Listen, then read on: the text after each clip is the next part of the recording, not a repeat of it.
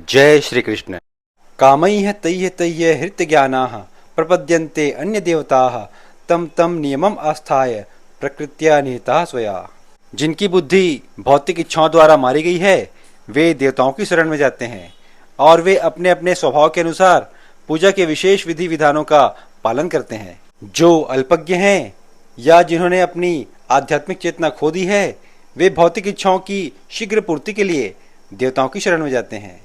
वे पूजा के विधि विधानों का पालन करने में प्रसन्न रहते हैं। देवताओं के पूजक छोटी छोटी इच्छाओं के द्वारा प्रेरित होते हैं। वे यह नहीं जानते कि परम लक्ष्य तक किस प्रकार पहुंचा जाए। वैदिक साहित्य में विभिन्न उद्देश्यों की पूर्ति के लिए भिन्न भिन्न देवताओं के पूजन का विधान है। अतः जो भगवत भक्त नहीं हैं वे सोचते हैं कि देवता कुछ कार्यों के लिए भगवान से श्रेष्ठ हैं, किंतु शुद्ध भक्त जानता है कि भगवान कृष्ण ही सबके स्वामी हैं। केवल भगवान कृष्ण ही स्वामी हैं और अन्य सब दास हैं। फलतः शुद्ध भक्त कभी भी अपनी आवश्यकताओं की पूर्ति के लिए देवताओं के निकट नहीं जाता। वह तो परमेश्वर पर निर्भर रहता है और वे जो कुछ देते हैं उसी से संतुष्ट रहता है। यो यो याम याम तनुम भक्तः श्रद्धया अर्चितुम इच्छति तस्य तस्याचलाम श्रद्धाम तामेव विदधामि अहम्। मैं प्रत्येक जीव के हृदय में परमात्मा स्वरूप स्थित हूँ। जैसे ही कोई किसी देवता की पूजा करने की इच्छा करता है मैं उसकी श्रद्धा को स्थिर कर देता हूँ, जिससे वह उसी विशेष देवता की भक्ति कर सके। जीवात्मा तथा देवता दोनों ही परमेश्वर की इच्छा के अधीन है। अतः जीवात्मा न तो स्वेच्छा से किसी देवता की पूजा कर सकता है, न ही देवता परमेश्वर की इच्छा के विरुद्ध कोई वर दे सकता है। जैसा कि कहावत है, ईश्वर की इच्छा के बिना एक पत्ता भी नहीं हिलता।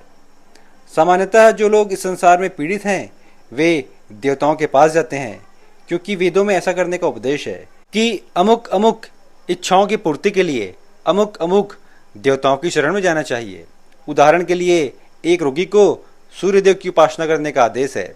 इसी प्रकार विद्या चाहने वाले को सरस्वती की पूजा करने का आदेश है और सुंदर पत्नी चाहने वाले को देवी पार्वती की पूजा करनी चाहिए। इस प्रकार शास्त्रों में विभिन्न देवताओं के पूजन की विधियां बताई गई हैं। चूंकि प्रत्येक जीव विशेष सुविधा चाहता है, अतः भगवान उसे विशेष देवता से उस वर को प्राप्त करने की प्रबल इच्छा की प्रेरणा देते हैं और उसे वर प्राप्त हो जाता है। सारे देवता परमेश्वर के विराट शरीर के विभिन्न अंग स्वरूप हैं, अतः वे स्वतंत्र नहीं होते। वैदिक साहित्य में कथन है, परमात्मा रूप में भगवान देवता के हृदय में भी स्थित रहते हैं, अतः वे देवता के माध्यम से जीव की इच्छा को पूरा करने की व्यवस्था करते हैं। किंतु जीव तथा देवता दोनों ही परमात्मा की इच्छा पर आश्रित हैं, वे स्वतंत्र नहीं हैं। स तया श्रद्धया युक्तः तस्य आराधनम ईहते लभते च ततः कामान मया एव विहितान हितान। ऐसी श्रद्धा से समन्वित वह देवता विशेष की पूजा करने का यत्न करता है और अपनी इच्छा की पूर्ति करता है, किंतु वास्तविकता तो यह है कि ये सारे लाभ केवल मेरे द्वारा प्रदत्त हैं। देवतागण परमेश्वर की अनुमति के बिना अपने भक्तों को वर नहीं दे सकते। जीव भले ही यह भूल जाए कि प्रत्येक वस्तु परमेश्वर की संपत्ति है, किंतु देवता इसे नहीं भूलते। अतः देवताओं की पूजा तथा वांछित फल की प्राप्ति देवताओं के कारण नहीं अपितु उनके माध्यम से भगवान के कारण होती है। अल्पज्ञानी जीव इसे नहीं जानते। अंतवत्तु फलम तेषाम तद्भवति अल्पमेधसाम देवान देव यजो जानती मद भक्त यान्ति मामपि। अल्प बुद्धि वाले व्यक्ति देवताओं की पूजा करते हैं और उन्हें प्राप्त होने वाले फल सीमित तथा क्षणिक होते हैं। देवताओं की पूजा करने वाले देवलोक को जाते हैं, किंतु मेरे भक्त अंततः मेरे परम धाम को प्राप्त होते हैं। इस श्लोक में स्पष्ट है कि विभिन्न देवताओं की पूजा करने वाले उन्हीं के लोकों को प्राप्त करते हैं।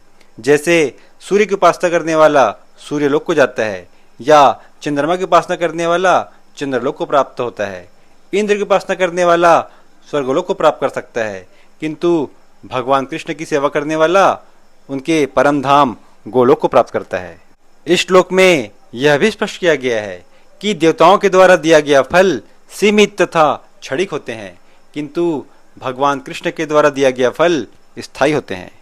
गीता के श्लोकों को क्रमशः सुनने के लिए आप हमारे प्लेलिस्ट पर जा सकते हैं। राधे राधे।